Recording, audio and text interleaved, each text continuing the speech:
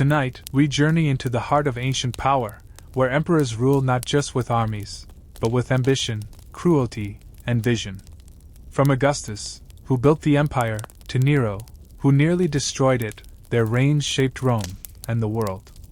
Some brought peace, others chaos, but all left behind stories that still echo through history. Join us as we uncover the rise and fall of the Roman emperors, and discover how their legacy still shapes us today.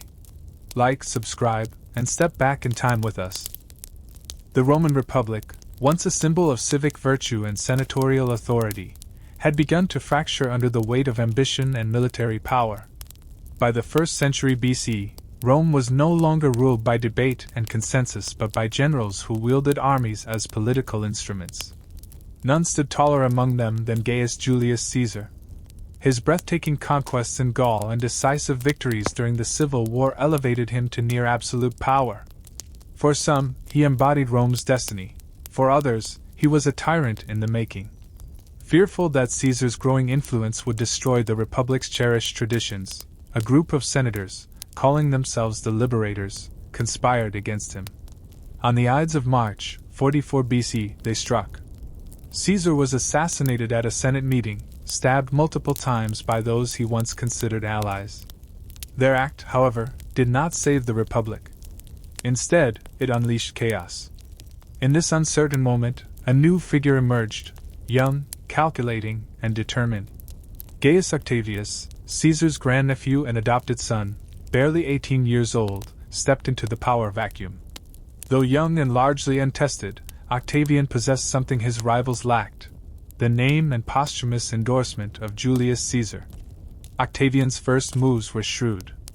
Aligning himself with two powerful men, Mark Antony, Caesar's trusted general, and Marcus Lepidus, he formed the Second Triumvirate. Together, they vowed to avenge Caesar's murder.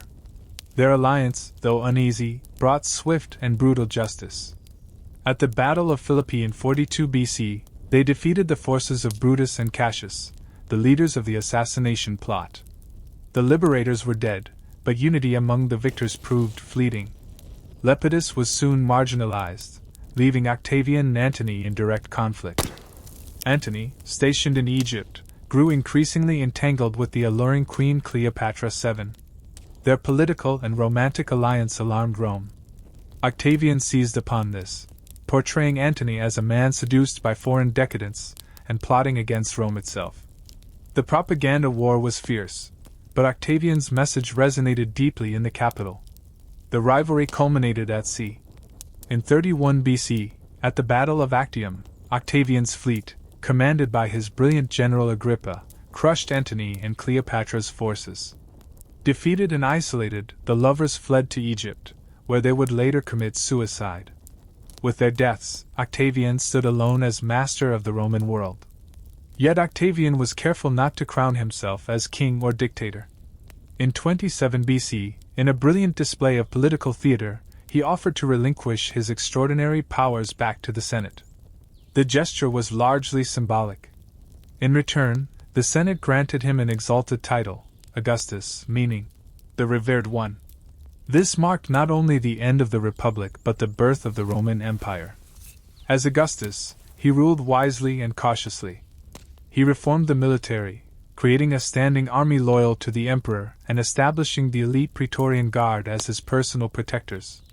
Administrative reforms stabilized the provinces, while massive construction projects beautified the city. "I found Rome a city of bricks," Augustus would famously boast, "and left it a city of marble." His reign ushered in the Pax Romana, or Roman peace, a golden era of stability and prosperity that spanned generations. Behind the scenes, however, Augustus never forgot the precariousness of power. He maintained the outward appearance of republican traditions, preferring to call himself Princeps, or first among equals. Personal happiness eluded him. His only daughter, Julia, scandalized Rome with her affairs and was banished. With no biological male heirs, Augustus adopted his stepson, Tiberius, ensuring the succession would continue along the Julio-Claudian line. When Augustus died in 14 C, the Senate deified him, and Tiberius quietly assumed the purple robes of power. Thus, Augustus' transformation of Rome from a fragile republic to a mighty empire was complete, and the age of emperors had truly begun. When Augustus died in 14 CE, the Roman Empire did not descend into chaos. Instead, the carefully prepared succession plan unfolded seamlessly. Tiberius, his stepson and adopted heir, assumed the mantle of emperor. Yet, unlike his predecessor, Tiberius approached power with reluctance. He had spent much of his life in the military and preferred solitude to the endless intrigues of Rome. Still, duty called. The empire could not stand still. Tiberius was no tyrant at first. His early reign was marked by restraint and respect for Augustus' legacy. He preserved the facade of senatorial authority, continued the empire's administrative reforms, and kept the legions disciplined. Under his rule, the empire remained stable, its borders secure, and its coffers full. But beneath the surface, trouble brewed. Tiberius' relationship with the Senate soured over time. Suspicion and distrust festered, driven by the emperor's growing isolation. He withdrew more and more from public life, leaving daily governance to his trusted advisor, Lucius Aelius Sejanus, the ambitious prefect of the Praetorian Guard. Sejanus wielded enormous influence, and was ruthless in eliminating rivals. Under his supervision, trials for treason, maiestas, became commonplace. Senators lived in fear, and Rome grew tense under the oppressive atmosphere. Sejanus' ambition knew no bounds. With Tiberius retreating to the island of Capri, where he indulged in debauched and reclusive pleasures, Sejanus plotted to seize power for himself. He even arranged the death of Tiberius' son, Drusus, to clear his path. However, power often turns allies into threats. Eventually, Tiberius became aware of Sejanus' schemes.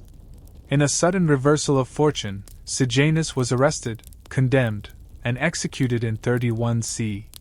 His followers met similar grim fates. After Sejanus' fall, Tiberius grew even more paranoid. The final years of his reign were marked by cruelty and terror. Informers thrived in an environment where accusations meant death. The Senate, emasculated and terrified, rubber-stamped imperial decrees. Tiberius became a figure shrouded in darkness, detached from the empire he ruled. In 37 CE, after 2 decades on the throne, Tiberius died under suspicious circumstances. Some whispered that his successor, the charming and seemingly benevolent Gaius, better known as Caligula, hastened his end. Regardless of the truth, Rome greeted the news of Tiberius' death with open relief. His passing signaled the end of years steeped in fear and uncertainty. Caligula's rise was welcomed enthusiastically. The young emperor was the son of beloved General Germanicus, and had been raised in the adoring presence of the legions. Rome hoped for a return to the idealism and stability of Augustus. For a brief moment, it seemed their prayers had been answered. Caligula granted bonuses to soldiers, abolished certain taxes, and staged lavish games and spectacles for the people. But power, once unchecked, often corrupts. Soon, Caligula's rule veered into madness. He demanded to be worshipped as a living god, revived treason trials, and executed those he viewed as threats, sometimes for trivial slights.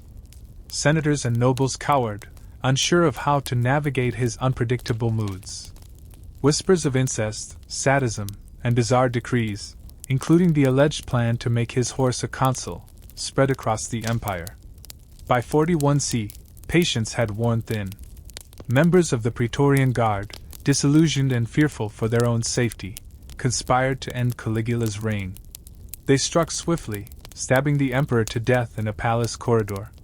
For the first time, the empire faced a shocking reality. Emperors were not invincible. In the wake of Caligula's assassination, Rome teetered on the edge of chaos. But rather than restore the Republic, the Praetorian Guard seized power themselves, elevating Caligula's timid uncle, Claudius, to the throne. With this act, imperial power shifted once more, reinforcing a sobering truth. Rome was no longer ruled by the Senate or the people. It belonged to the emperor, and to those with the strength to place him there. The assassination of Caligula left a power vacuum that few could have predicted would be filled by Claudius. At 50 years old, Claudius was an unlikely candidate. Awkward, physically disabled, and often ridiculed by his own family, he had spent most of his life in the shadows of imperial politics. Yet, in the sudden chaos following Caligula's murder, the Praetorian Guard saw in Claudius a controllable figure, someone who could stabilize Rome while serving their interests. They were wrong to underestimate him. Claudius proved to be far more capable and shrewd than anyone expected. His reign, beginning in 41 CE, was a time of revitalization for the empire. He expanded Roman rule into new territories, most notably Britain, which had long eluded conquest. The invasion of Britain in 43 CE brought prestige and new resources, and Claudius himself traveled there briefly to witness the triumph. Domestically, Claudius focused on strengthening imperial administration. He reorganized the bureaucracy, employing freedmen, former slaves, as trusted aides and administrators. These men, loyal to Claudius rather than the Senate, helped streamline government operations. He also improved Rome's infrastructure, overseeing the construction of new aqueducts, roads, and harbors. His policies often favored the common people, and he took a personal interest in legal matters, sitting as judge in trials and striving for fairness. However, Claudius' personal life was far less successful.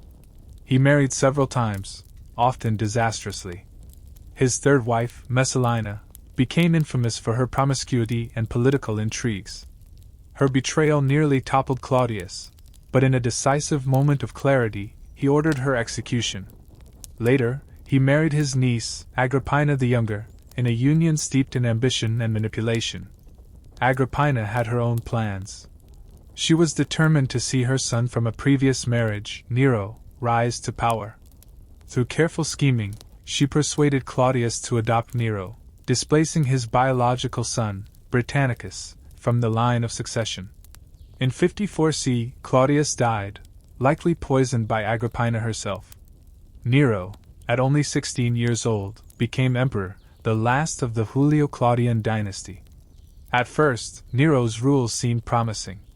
Under the guidance of capable advisors like the philosopher Seneca and the Praetorian prefect Burrus, he governed wisely. Taxes were reduced, public entertainments flourished, and the arts thrived. Nero enjoyed immense popularity among the common people, who were captivated by his youthful charm and love of theater and music. But as he grew older and more independent, Nero's darker tendencies emerged.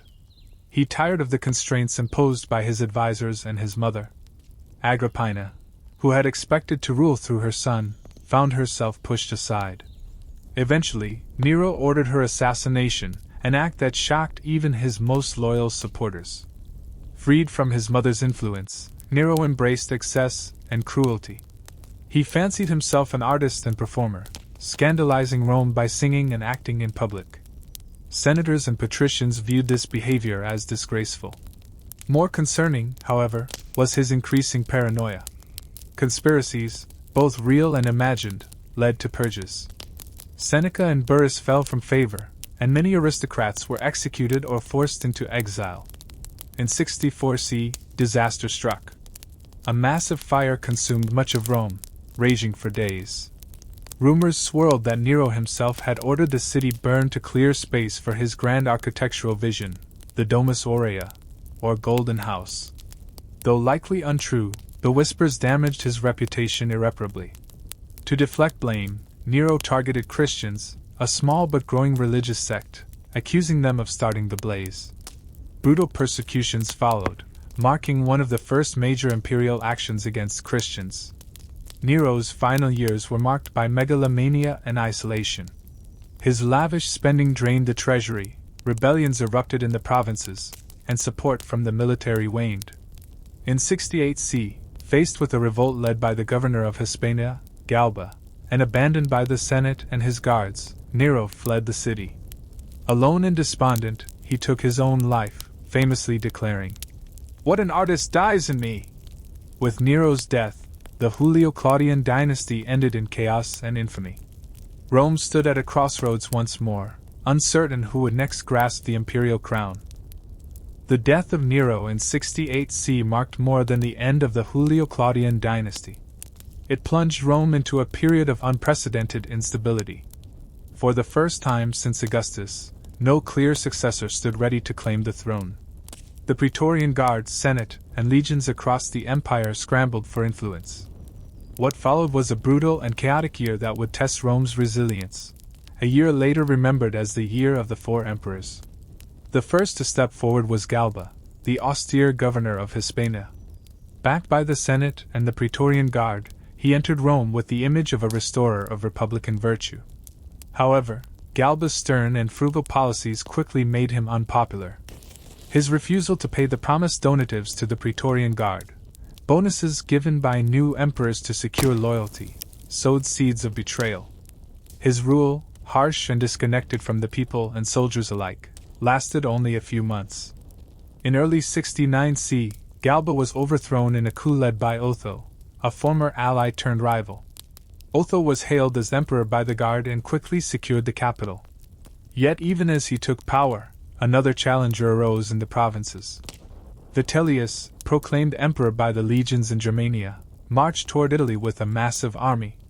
Otho, unable to match Vitellius' forces, took his own life after suffering defeat at the Battle of Bedricum. Vitellius entered Rome triumphantly, but his reign was short-lived and marred by excess and cruelty. He lavished funds on banquets and entertainment, while showing little regard for the growing discontent within the empire.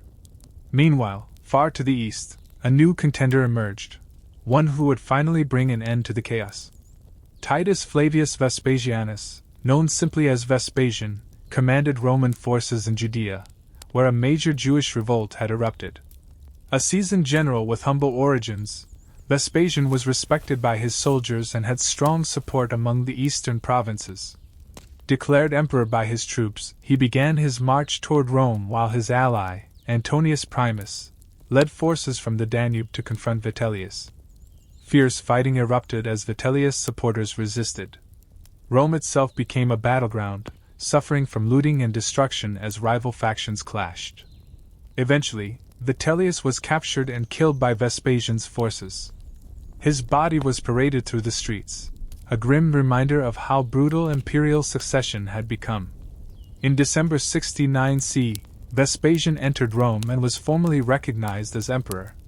His rise ended a year of violent uncertainty and ushered in a new imperial family, the Flavian dynasty.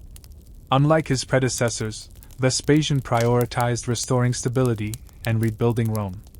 He reformed the financial system, which had been devastated by Nero's extravagance and the Civil War. Taxes were restructured, and public spending was brought under control. Vespasian also embarked on ambitious building projects. Most famously, he began construction of the Flavian Amphitheater, better known today as the Colosseum. Intended as a gift to the people, the Colosseum would host grand spectacles and serve as a symbol of imperial generosity and strength. His rule was practical and grounded. Vespasian cared little for aristocratic pretensions, often mocking his own rise from obscurity. He worked closely with the Senate, restoring its dignity while ensuring imperial authority remained supreme. His sense of humor and straightforward approach won him respect, though he did not hesitate to suppress opposition harshly when necessary. Vespasian's reign lasted a decade, marked by recovery and relative peace. Upon his death in 79 CE, he famously joked, "I think I'm becoming a god," alluding to the tradition of imperial deification. His eldest son, Titus, succeeded him, ensuring a smooth and peaceful transfer of power. With Vespasian, Rome had found what it desperately needed, a restorer of order after years of turmoil. Yet even in times of calm, the nature of imperial power remained precarious, for the ambitions of emperors and the shifting loyalties of Rome's legions would continue to shape the empire's destiny. With the passing of Vespasian in 79 CE, the imperial mantle smoothly passed to his son Titus, a transfer of power that symbolized the newfound stability the Flavians brought to Rome. Titus was already well known to the people. As a military commander, he had led the brutal siege and destruction of Jerusalem in 70 CE, which ended the Jewish revolt but also left a scar that would echo through history. Despite his martial reputation, Titus as emperor proved unexpectedly kind and compassionate. His reign, though short, was marked by tragedy and grace. In 79 C, Mount Vesuvius erupted, burying the cities of Pompeii and Herculaneum under volcanic ash. The catastrophe devastated countless families, and Titus led relief efforts with urgency and generosity, earning public admiration. The following year, a massive fire ravaged Rome again, followed by a deadly plague. Titus worked tirelessly to aid the afflicted, personally funding reconstruction and medical relief. Despite his popularity, fate was cruel. In 81 C, after only 2 years on the throne, he died suddenly, likely from illness. His younger brother Domitian succeeded him. Unlike Titus, Domitian ruled with an iron fist. His autocratic style alienated the Senate, and his obsession with control bred an atmosphere of fear. While he was an efficient and often effective administrator, fortifying borders, raising soldiers' pay, and overseeing ambitious building projects, his reign grew darker with time. Domitian revived treason trials, executed senators, and demanded to be addressed as Dominus et Deus, Lord and God. By 96 C, his tyranny reached unbearable levels. A conspiracy formed within the imperial household itself, and Domitian was assassinated in his palace. His death ended the Flavian dynasty and left the empire once again without a clear heir. However, this time the transition was peaceful and deliberate. The Senate chose Nerva, a respected elder statesman, signaling a new chapter in imperial rule. Nerva marked the beginning of what would later be called the period of the 5 Good Emperors, a time of relative peace, prosperity, and wise governance. Unlike the dynastic succession that had defined previous decades, Nerva set a precedent by adopting his successor based on merit rather than bloodline. He chose Trajan, a popular and accomplished general, who ascended to power upon Nerva's death in 98 C. Trajan proved to be everything the empire needed. Under his rule, Rome reached its greatest territorial extent. He launched successful military campaigns in Dacia, modern-day Romania, bringing immense wealth into the empire through plundered treasures and expanded tax revenues. He also annexed Nabatea, extending Roman rule into Arabia. Trajan was deeply invested in public welfare. His ambitious building program transformed Rome with new forums, markets, and the awe-inspiring Trajan's Column, which commemorated his Dacian victories. Benevolent yet firm, Trajan earned universal respect. Before his death in 117 C, he followed Nerva's model and adopted a worthy successor, Hadrian, a man of intellect and vision. Hadrian shifted the imperial focus from expansion to consolidation. He abandoned overextended territories and fortified borders, most famously with Hadrian's Wall in Britain, a massive defensive fortification meant to keep northern tribes at bay. Hadrian was a lover of Greek culture and spent much of his reign traveling the empire, inspecting provinces and strengthening imperial unity. His reign was peaceful and enlightened, though not without occasional repression, as seen in the suppression of the Bar Kokhba revolt in Judea. Following Hadrian's death in 138 C, his adopted heir Antoninus Pius ascended the throne. His reign, which lasted 23 years, was perhaps the most tranquil of all. Antoninus maintained peace, reformed the law, and promoted justice. His even-tempered rule left the empire prosperous and secure. Finally came Marcus Aurelius, the last of the 5 good emperors, who inherited a Rome at its zenith but faced growing challenges. Unlike his predecessors, Marcus spent much of his reign defending the empire from increasing pressure along its frontiers. Germanic tribes pushed against the northern borders, and the Parthian Empire remained a perennial threat in the east. Yet Marcus balanced his military duties with deep philosophical reflection. His personal writings, later published as Meditations, reveal a stoic ruler burdened by the weight of responsibility but guided by reason and virtue. Marcus Aurelius ruled with wisdom until his death in 180 C, but his decision to appoint his biological son, Commodus, as successor broke the tradition of adopting capable heirs. This choice would undo much of the stability the 5 good emperors had achieved and send Rome spiraling once again toward chaos. The reigns of the 5 good emperors represented the pinnacle of Roman imperial governance, a rare time when power was exercised with restraint and duty. But history had shown that no period of calm in Rome lasted forever. The passing of Marcus Aurelius in 180 C signaled more than the end of an emperor's life. It marked the closing of a golden chapter in Roman history. His son, Commodus, inherited an empire that had enjoyed stability, prosperity, and good governance under a string of wise rulers. Yet, unlike his father, Commodus proved unfit for the burdens of power. Commodus was raised in the comfort of the imperial palace, shielded from the hardships that had shaped his predecessors. From the beginning of his reign, his priorities were clear: pleasure, spectacle, and personal glorification. He saw himself not as a steward of Rome, but as its living embodiment. Where Marcus Aurelius had governed with humility and restraint, Commodus craved admiration and demanded worship. The Senate, once respected by emperors, became the target of his disdain. Commodus rarely bothered with state affairs, preferring to delegate power to corrupt favorites and freedmen who enriched themselves while the empire's institutions rotted. Meanwhile, the young emperor indulged in increasingly bizarre behavior. He fancied himself as Hercules reborn and had statues erected throughout Rome depicting himself clad in a lion's skin, wielding a club. Even more scandalous were his public appearances as a gladiator. Commodus fought in the arena, defeating wounded or crippled opponents in staged battles. Though carefully orchestrated for safety, his participation horrified the Roman elite. Gladiators were slaves and criminals. Emperors did not lower themselves to such spectacles. Yet the crowds loved it. Commodus' obsession with personal adoration alienated the Senate but kept the masses entertained. His reign soon spiraled into paranoia and bloodshed. Conspiracies, real or imagined, plagued his court. Commodus responded ruthlessly. Executions became common, and Rome's political class lived in fear. Among the victims were many senators and noble families, wiping out generations of Rome's most influential citizens. By the end of his reign, even his closest allies had grown weary. In 192 C, a conspiracy formed that included his chamberlain and even his concubine, Marcia. On New Year's Eve, Commodus was strangled to death in his bath by a wrestler. His sudden assassination ended his chaotic reign but plunged Rome into yet another crisis. The Senate, desperate to restore stability, declared Commodus a public enemy and erased his memory.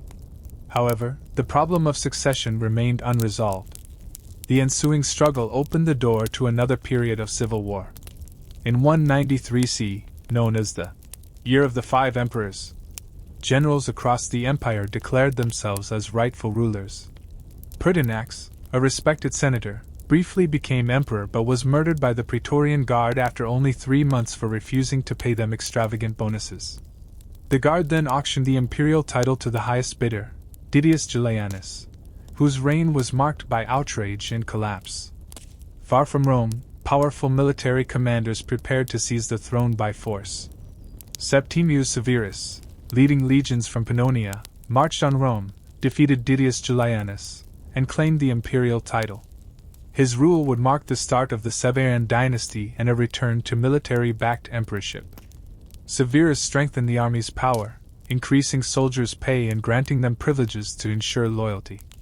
Yet Severus' reliance on the military came at a cost.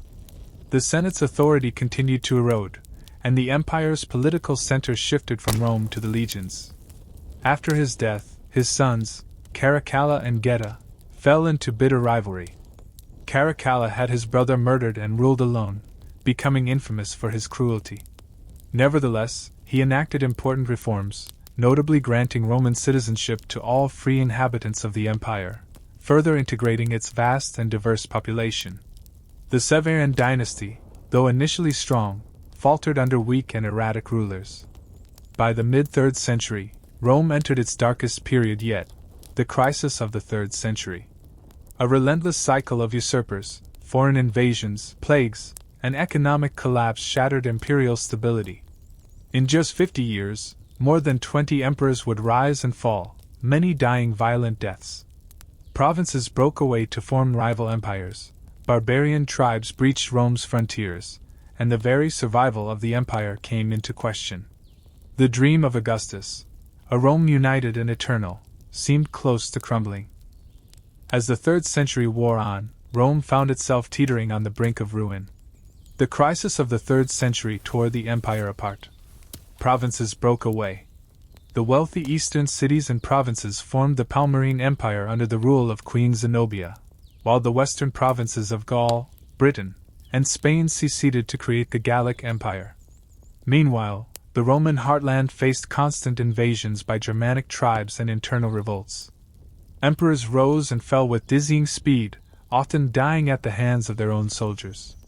Yet in the depths of chaos, Rome found unlikely saviors. In 270 C, Lucius Domitius Aurelianus, Aurelian, rose to power. A soldier from humble origins, Aurelian embodied the toughness and discipline Rome desperately needed. He was a relentless military leader, respected and feared by the legions.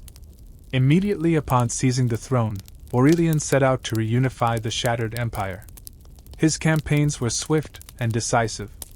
First, he turned east, defeating Zenobia and reclaiming the Palmyrene Empire in 272 C. Rather than raise Palmyra, Aurelian showed restraint, allowing the city to recover under Roman control. Next, he marched westward. The Gallic Empire, weakened by internal disputes, fell to Aurelian in 274 C after the Battle of Chalons. In a single year, he reunited the eastern and western splinter states, restoring Rome's territorial integrity. For this achievement, Aurelian earned the title Restitutor Orbis, restorer of the world. But his work was far from done. To defend the empire's vulnerable core, he began construction of the massive Aurelian walls around Rome itself. This was a sobering acknowledgement that even the capital was no longer immune to barbarian threats. Aurelian also addressed economic collapse. The empire's currency, long debased, had lost value, fueling inflation. Aurelian reformed the coinage, attempting to stabilize Rome's finances. Though his efforts were only partly successful, they showed his commitment to systemic reform. Yet, despite his triumphs, Aurelian's reign was cut short. In 275 C, while preparing for a campaign against the Persians, he was assassinated by members of his own staff, misled by false rumors of a purge. His death plunged Rome back into uncertainty, but the restoration he achieved bought the empire precious time. That time would be used by another transformative figure, Diocletian. In 284 C, following years of renewed turmoil, Diocletian seized power. Like Aurelian, he was a soldier emperor from modest origins. But where Aurelian had relied on martial strength, Diocletian introduced radical changes to the structure of imperial government itself. Understanding that the empire had grown too vast and unwieldy for a single ruler, Diocletian introduced the tetrarchy, rule of 4. Under this system, the empire was divided into 2 halves, each ruled by an Augustus, senior emperor, and a Caesar, junior emperor and heir. Diocletian ruled the east, while his trusted ally Maximian ruled the west. Together, they appointed Caesars to assist and eventually succeed them. This system brought order and clarity to succession and governance. Diocletian also overhauled administration. He reorganized the empire into smaller provinces grouped under dioceses, reducing the power of individual governors and improving tax collection. To combat economic instability, he issued the Edict on Maximum Prices in 301 C, an ambitious but ultimately unsuccessful attempt to curb inflation by fixing the prices of goods and wages. Perhaps most controversially, Diocletian embarked on the empire's most systematic persecution of Christians. Viewing the growing faith as a threat to imperial unity and traditional Roman religion, he initiated a series of brutal edicts aimed at eradicating Christianity. Churches were destroyed, scriptures burned, and countless believers imprisoned or executed. Though the persecutions failed to stamp out the religion, they represented the last major imperial effort to suppress Christianity before its eventual triumph. In 305 C, in a rare and remarkable move, Diocletian voluntarily abdicated the throne, retiring to a palace in modern-day Croatia. His orderly departure was meant to ensure smooth succession through the tetrarchy, but almost immediately, cracks appeared in the system. Rivalries among his successors erupted, leading once again to civil war. Nevertheless, Diocletian's legacy was profound. He had reshaped the Roman Empire, strengthening its foundations and delaying its fall. Though peace did not endure after his departure, his reforms gave Rome something it desperately needed: time. But the true transformation of the empire would not come through military might or administrative skill. It would come through faith, when an ambitious and ruthless emperor named Constantine emerged from the chaos to change the empire forever. As the early 4th century dawned, the Roman Empire remained a house divided. The Tetrarchy had collapsed into civil war after Diocletian's retirement, with multiple claimants vying for power across its vast territories. Out of this chaos emerged one man who would reshape the empire more profoundly than perhaps any emperor before him: Constantine. Born in the late 3rd century, Constantine was the son of Constantius Chlorus, a respected Caesar of the West. He spent much of his youth in the imperial courts, witnessing firsthand the brutal games of power and survival. When his father died in 306 CE while campaigning in Britain, Constantine's loyal troops immediately proclaimed him emperor. However, recognition of his rule did not come easily. The empire soon fractured once again, with rival emperors including Maxentius in Italy and Licinius in the east contesting his claim. Constantine's early years were defined by these wars for supremacy. His most famous and fateful confrontation came in 312 CE at the Milvian Bridge, just outside Rome. According to later accounts, on the eve of battle against Maxentius, Constantine experienced a vision. He saw a symbol in the sky, the Chi-Rho, a Christian emblem, accompanied by the words, "In this sign you will conquer." Inspired, Constantine ordered his soldiers to paint the symbol on their shields. The following day, Constantine's forces decisively defeated Maxentius, whose army panicked and drowned in the Tiber River. The victory granted Constantine control over the western half of the empire and marked a turning point in his relationship with Christianity. Though not yet baptized, he began openly favoring the previously persecuted religion, seeing it as a unifying force within the fractured empire. In 313 CE, Constantine and Licinius, his remaining rival, issued the Edict of Milan. This decree granted full religious tolerance across the empire, formally ending the persecution of Christians and restoring confiscated church properties. Christianity, once a clandestine faith, now enjoyed imperial protection. Over the next decade, Constantine solidified his power. He defeated Licinius in a final civil war, becoming sole ruler of the empire in 324 CE. For the first time in decades, Rome was united under one man's command. Yet Constantine's vision for the empire went far beyond military dominance. In 330 CE, he inaugurated a new imperial capital on the site of ancient Byzantium, Constantinople. Strategically located between Europe and Asia, and well positioned to control trade and military movements, the city symbolized a new era. Unlike Rome, which was tied to pagan traditions, Constantinople was conceived as a Christian city from the beginning, filled with grand churches and Christian iconography. Though the old capital still retained prestige, Constantinople became the true center of imperial power for centuries to come. Constantine also took an active role in shaping Christian doctrine. Disputes within the growing church threatened unity, particularly the controversy over Arianism, which questioned the divine nature of Jesus. To address this, Constantine convened the First Council of Nicaea in 325 CE. Bishops from across the empire gathered to define Orthodox belief. The resulting Nicene Creed established foundational tenets of Christianity and showcased the emperor's new role as protector and organizer of the faith. Despite his close relationship with Christianity, Constantine's reign was not without ruthlessness. He executed rivals, including his own son Crispus and his wife Fausta, under murky circumstances. These actions revealed the enduring brutality of Roman imperial politics, even under a Christianizing ruler. As he aged, Constantine prepared for succession carefully, dividing responsibilities among his sons. Yet, like so many emperors before him, he could not ensure a peaceful transfer of power. Constantine died in 337 CE, finally baptized on his deathbed, leaving the empire to be shared by his three sons, Constantine II, Constantius II, and Constans. Constantine's legacy was monumental. He had united the empire, founded a new capital, and transformed Christianity from a persecuted sect into a state-sponsored religion. His reign marked the end of the pagan Roman Empire and the birth of a new Christian empire that would shape the medieval world. But after his death, his son's rivalry and weak leadership would fracture the empire once again, and the shadow of division would grow deeper with time. Upon Constantine's death in 337 CE, his empire, though still powerful, faced fresh uncertainties.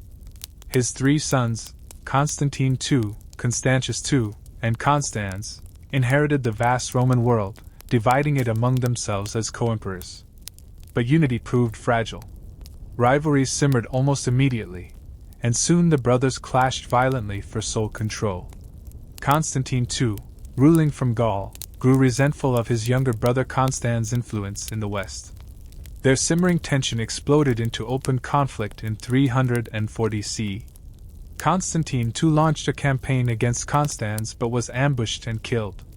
This left Constans ruler of the entire western half of the empire. Yet peace did not last. In 350 CE, a usurper named Magnentius overthrew and killed Constans, plunging the West into another civil war. Constantius II, the last surviving son of Constantine, spent years fighting Magnentius. Eventually, in 353 CE, he triumphed, reuniting the empire under his sole rule. However, the unity was superficial. Religious conflicts, particularly over the Arian controversy, consumed his reign. Constantius, an Arian sympathizer, clashed with the Nicene bishops, including the influential Athanasius of Alexandria. The religious disputes only deepened Rome's internal divisions. In 361 CE, Constantius died, and power passed to Julian, known to history as Julian the Apostate. Julian, a relative of Constantine, had been raised as a Christian but secretly embraced pagan philosophy. When he became emperor, he attempted to revive Rome's traditional religious practices and marginalize Christianity. His pagan restoration, however, was brief. In 363 CE, Julian died during a military campaign against Persia, likely killed by enemy forces or possibly by his own men. Julian's death marked the final gasp of pagan revival. His successor, Jovian, immediately restored Christianity's favored status and withdrew from Persia, ceding important territories to secure peace. But Jovian ruled for only 8 months before dying unexpectedly. By the late 4th century, the empire faced relentless external threats. Germanic tribes, displaced by the westward migration of the Huns, began pressing against the empire's borders. In 376 CE, the Visigoths, fleeing the Huns, were allowed to cross the Danube and settle within the empire as foederati, allies obligated to defend Rome. Poorly treated and heavily taxed, the Visigoths revolted. In 378 CE, disaster struck at the Battle of Adrianople. Emperor Valens, refusing to wait for reinforcements, faced the Visigoths in battle. His army was annihilated, and Valens himself perished in the fight. This crushing defeat shattered Rome's aura of invincibility and exposed the empire's vulnerability to barbarian incursions. Following Valens' death, Theodosius I, known as Theodosius the Great, took power in the east. He restored order through diplomacy and military campaigns, settling the Visigoths within the empire and using them as allies. Theodosius also cemented Christianity's dominance. In 380 CE, he issued the Edict of Thessalonica, declaring Nicene Christianity the official state religion and banning pagan practices. Pagan temples were closed, sacrifices outlawed, and the old gods of Rome faded into history. Theodosius was the last emperor to rule over a unified Roman Empire. Upon his death in 395 CE, the empire was permanently divided between his two sons. Arcadius governed the Eastern Roman Empire from Constantinople, while Honorius ruled the Western Roman Empire from Milan and later Ravenna. The split proved fateful. The Eastern Empire, wealthier and better fortified, weathered storms that would soon engulf the West. The Western Roman Empire, plagued by weak leadership and increasing barbarian pressures, spiraled toward collapse. In 410 CE, the unthinkable happened. the Visigoths, under Alaric, sacked Rome itself. Though the Eastern Empire remained intact, the sack of Rome shocked the world. Once the Eternal City, the heart of a mighty empire, now lay vulnerable and humiliated. In the years that followed, barbarian kingdoms carved up the Western Empire piece by piece. Vandals seized North Africa, Visigoths settled in Hispania and Gaul, and other Germanic tribes pushed deeper into Roman territory. The empire's authority shrank rapidly.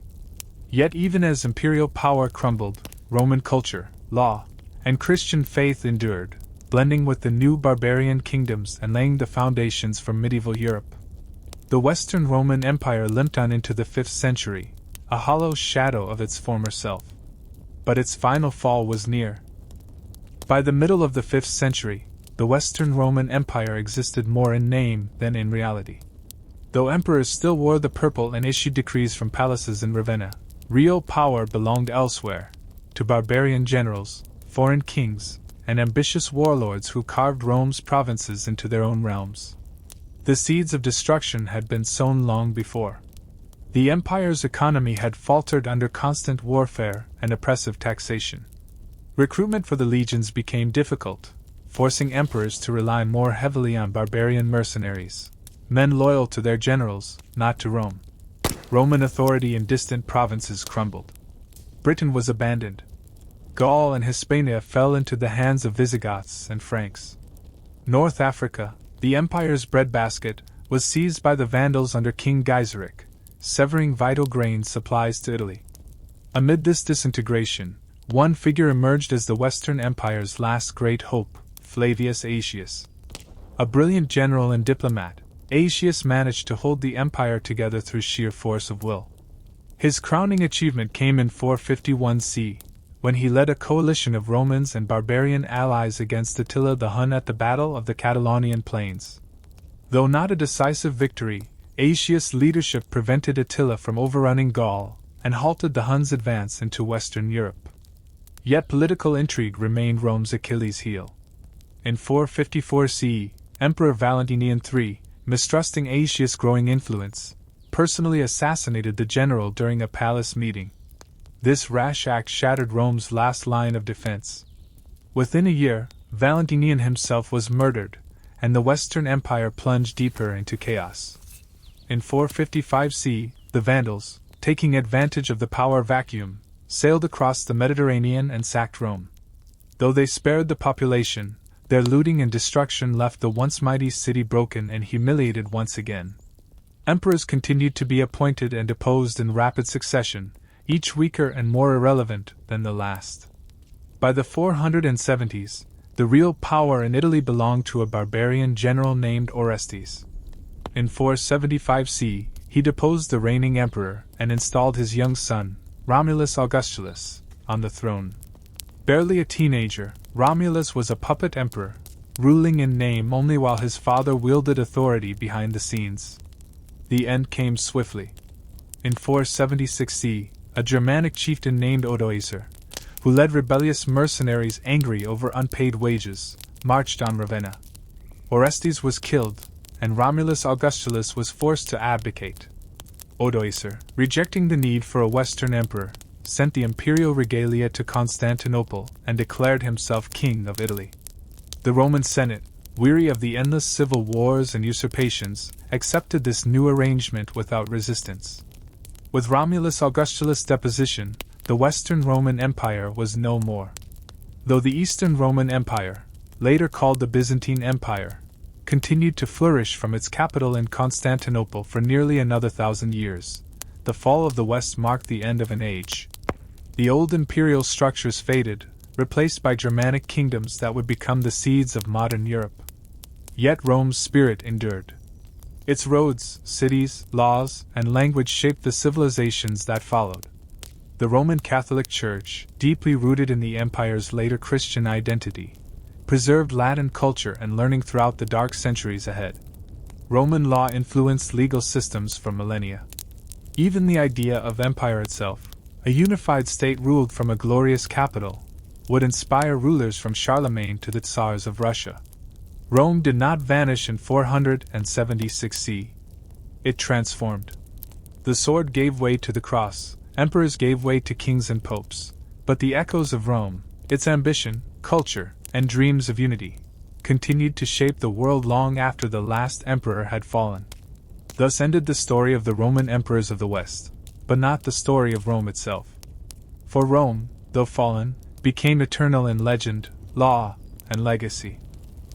The empire has fallen, but its emperors still speak through history. Their triumphs and failures shaped the world we know today, leaving behind a legacy that refuses to fade. If this journey through power and downfall intrigued you, make sure to like this video, subscribe for more stories from the past, and share your thoughts below. Thanks for watching, and until next time, keep exploring the echoes of history.